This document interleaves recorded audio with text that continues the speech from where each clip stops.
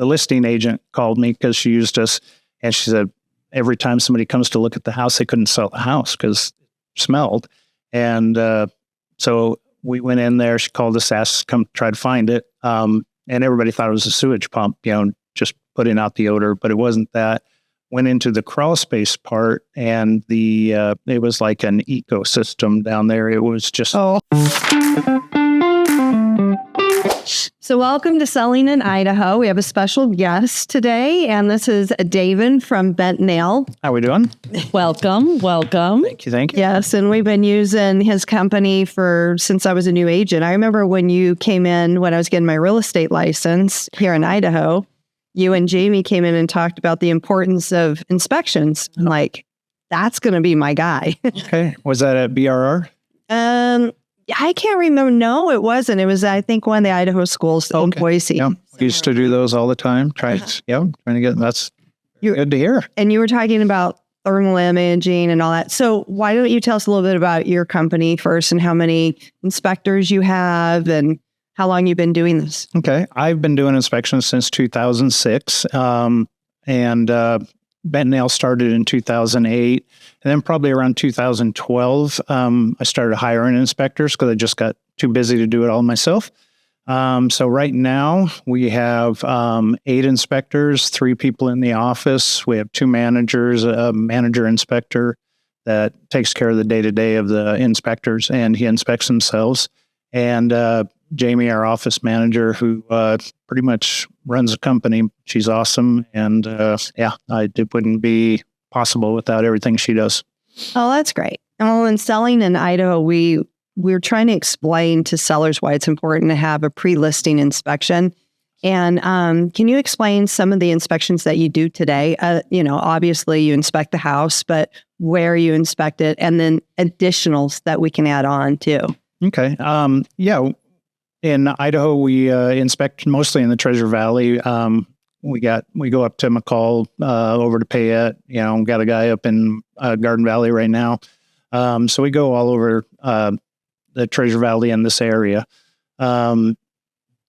For the most part, we do home inspections for buyers. We like doing them for the pre-listings too, but that's not as prevalent as I think it should be. Can I ask you right there? Because that's something that we do. We pay, as part of Albemarle Realty, we pay for a pre-listing inspection. Okay. So on average, out of all your inspections you get, how many would you say are pre-listing versus the buyers paying for? Probably 5%. That's so sad. Wow. That's not that just much at all. Full of realtors that use this, that do them. So yeah, and I think it is important. But yeah, we do the inspections, like I said, mainly for buyers.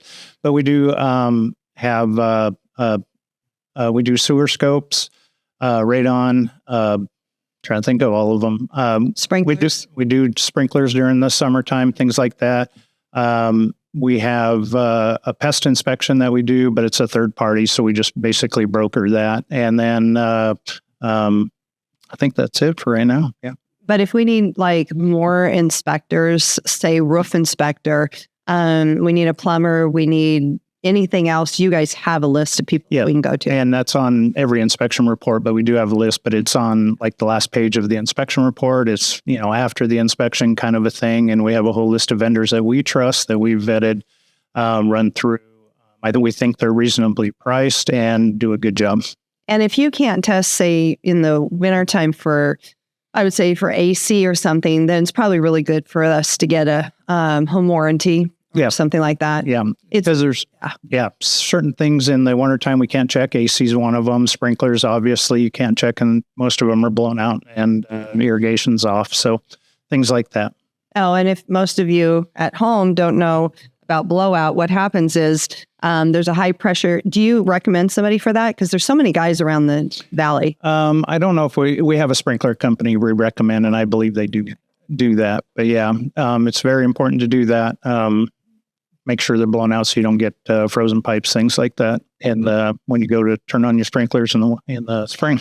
Yeah. And I always recommend for you sellers out there, if you're going to sell a home and we weren't able to test, say, the AC or any of that, maybe to supply a home warranty, because we don't want them coming back down the road and saying, well, you said you had a home inspection and this wasn't covered. So if you get a home warranty, or get a yearly service on your HVAC system. Yeah. And then you have proof and receipt. So when you're selling in Idaho, if it's something hey, we're thinking about selling, it's winter time right now, we're probably going to do it, or it's spring, sorry, we're probably going to do it in winter. It's not a bad idea to get that done now.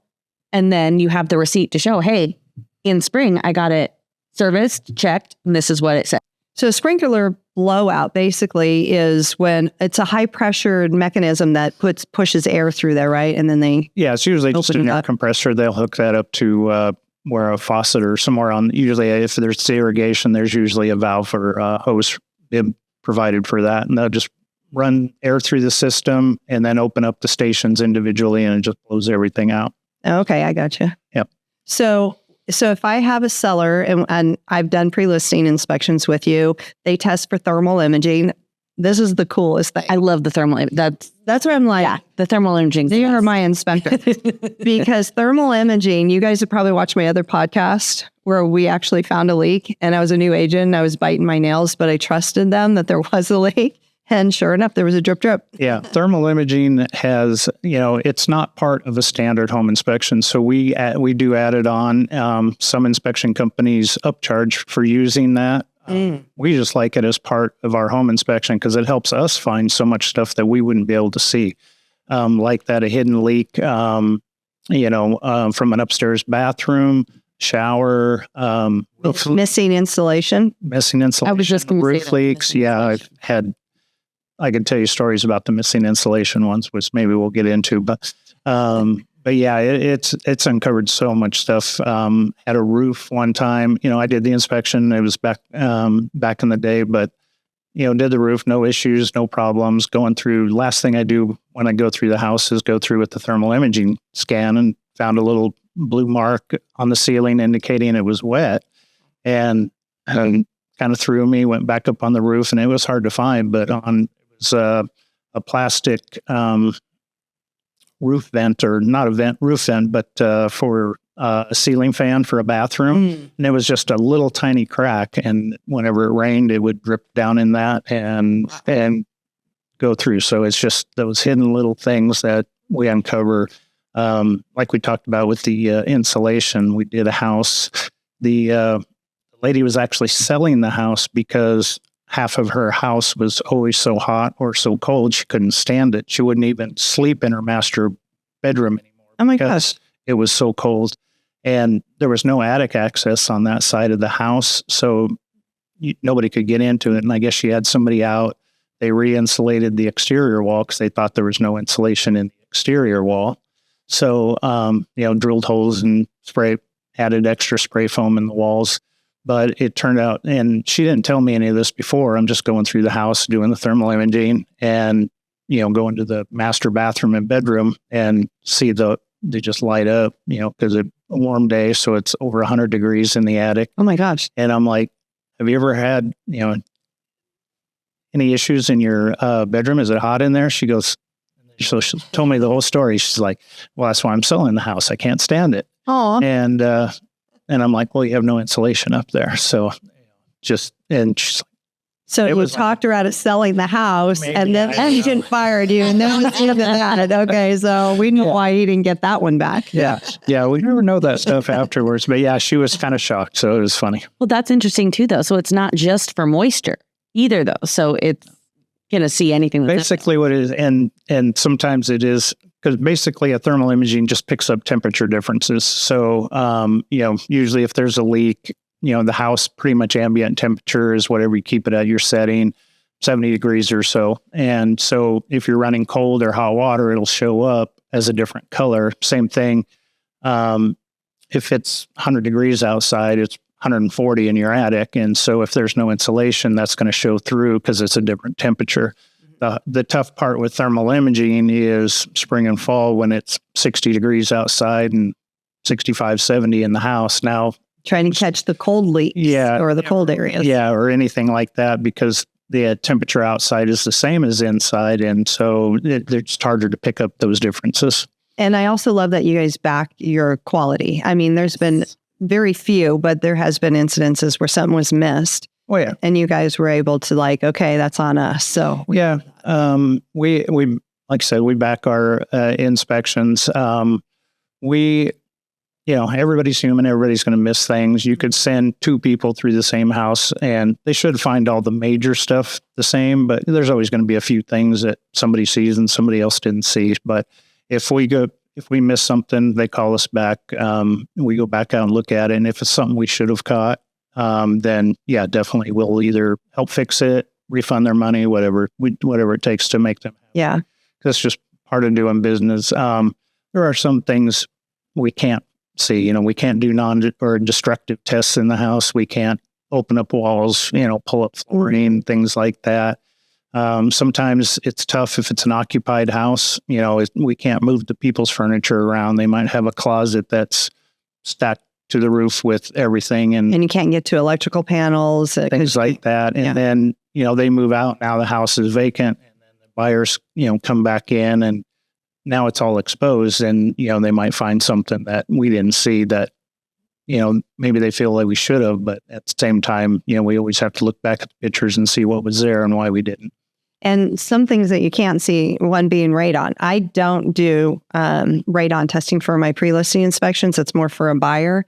So, we could probably do another podcast on that, but they do also do radon testing, which is a natural gas that comes up through the ground and over periods of time. And it's very harmful. So, anyways, so I know you have a couple of funny stories. They're not funny for you. Now looking back, I teased one of your inspectors, Mike. I'm like, hey, did you fall through any more roofs today? You love Mike. Yes. Things like that happen. We go in and out of every crawl space and attic. It's one thing we're very vigilant on. If we can get to a place in the house, we do, because we want to find those issues that, even if it's a tight attic space or something, somebody may not have been up there for years. Yeah. And so, but when you're going through an attic, there's insulation. You can't really see the trusses, so you're kind of feeling for them. And sometimes you slip. Sometimes you end up in the kitchen. Sometimes, yes, we did have an inspector fall completely through the roof. That was our listing. I think he slipped and just kind of went down backside, and yeah. It was scary though, because it was my husband and it was for a buyer inspection. Yep. And all of a sudden there's Mike in the kitchen.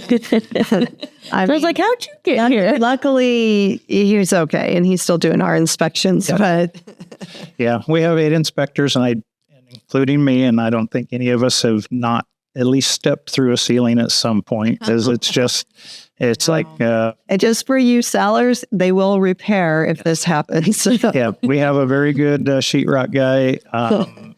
On call. It hasn't happened in a while.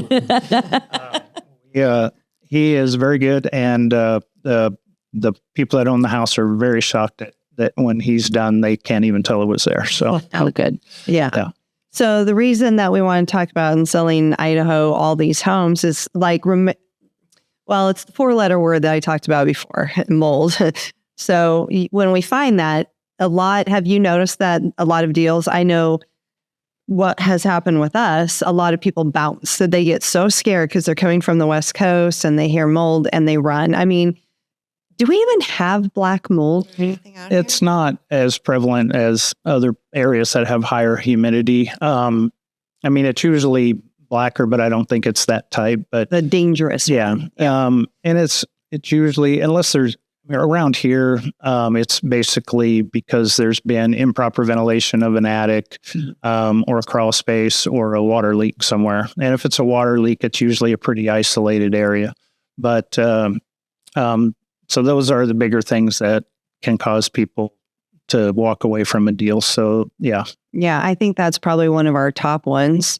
Water, because, in Idaho, we have a lot of water. And so we have what's called a vapor barrier, and the water comes up. And if the vapor barrier isn't done properly, the water can be like a water bed down there and slushing around. And on top of that, that's another one. Yeah. And that's usually caused because we have a lot of clay in our material. So you just, even though the drainage around the foundations and stuff are good or look good, a couple feet down might be a clay layer or some compact clay. So when it rains or gutters or sprinklers, it just causes that water to run up against the foundation and run into the crawl space is very common.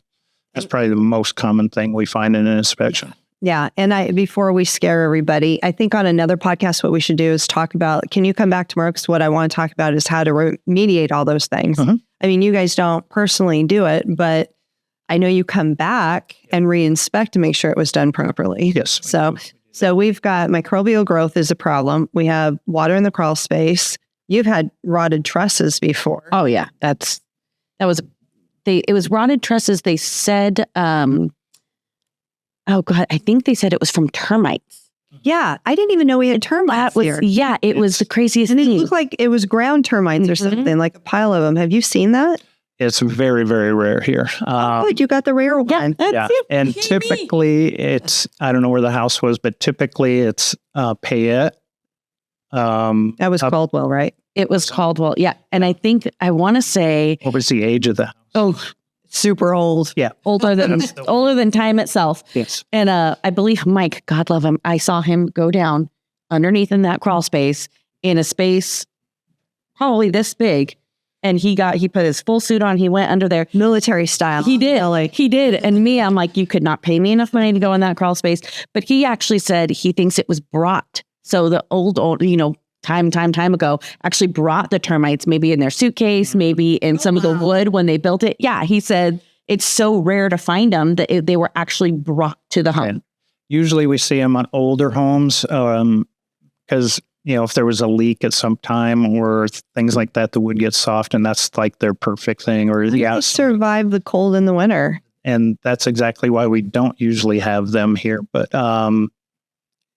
they go underground. That's why that's why in places you have the subterranean termites, because they're in the ground, things like that. But yeah, we're just fortunate that that's not a prevalent thing here, but you do find it occasionally. And in Arizona, ours was black widows and scorpions, and we're too cold here for that. But I had a renter tell me that he saw black widows in the garage. Have you guys ever found them in the crawl space or in the attic? All the time. Seriously. They're all over. That's why you're going in the crawl space and not me. Actually just saw a black widow. I went to a new construction home, and it was in the corner of this new construction home. Oh my gosh. Shit, you not just like that big. And I told the gentleman I was with, I was like, that's you. You're on it. You got that. I got to go. Yeah. I have a deal with spiders because I don't go in crawl spaces as much as I used to, but my wife would you need to kill this spider. And like, nope. The crawl spaces, I leave them alone. They leave me alone. Do you call those out if you see them? Crawl space? Usually, because it's pretty prevalent. If it's bad or a lot of cobwebs, spider webs, then we'll usually say you should have a pest inspector come look or treat the house. Okay, so what's the craziest thing you've ever found in a crawl space? Usually, it's what people try to hide down there, like bodies. Oh, yeah, no, because I've lifted one time and there was a bunch of antique guns down there that they were trying to hide. Like everybody knows you're going to go. You go antique guns. I'm like, the bodies? Is that where they put the bodies? No, it just, the things, certain magazines, like, Okay, so David was in there for about 4 hours, right? He didn't leave. It was the vintage ones, right? So he's down there. He's like, this is from 1920. I'm staying. Yeah, a lot of, if somebody's hiding their beer cans, things like that. Oh, the teenagers? Drop them down there, things like that, So, interesting things.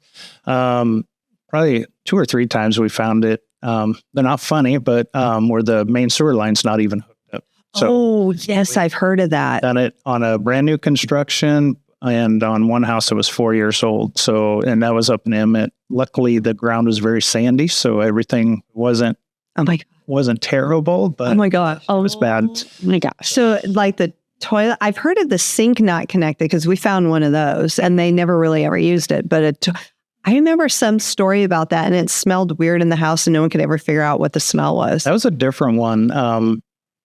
We did that one. It was a half basement, half crawl space. So, and it had a sewage pump. So everybody kept. It had to have been years that the main kitchen drain line had come apart, and it was just for years. It was probably a 30 by 30 crawl space area, so it wasn't very big, but it was under the kitchen, and I mean, the bugs, things Ew. flying, things growing. It was pretty gross. And that's what was putting off the smell. And I'm glad you brought that up because a lot of, on the buyer side, a lot of those buyers don't think it's important to have new construction inspections. So for you sellers, if you happen to have a house that's 1 or 2 years old and you're thinking, oh, Denise, I don't need to have you do an inspection because it's new construction. Well, the first thing I ask is, did you have an inspection when you purchased the house? If they say no, I'm on it because they don't hook up. There's always cut trusses under there that need support. And, they do get inspected. That's always what people are asking me. Well, the city comes and inspects it. Why don't they catch those things? Well, I don't want to disparage anybody, but one time I was on a house with the city inspector. And at the time, this was, back in, when they're just building like crazy. And I mean, they were way overworked, so they couldn't get to every house and do everything. And the guy just kind of was poking his head in the crawl space. And I said, aren't you going down in there? He goes, I'm way too busy to be crawling around down there in a crawl space. Now, most builders have their own superintendents, things like that. And the city inspectors are checking them as they get built. But what typically happens is, because they pressure test every plumbing system.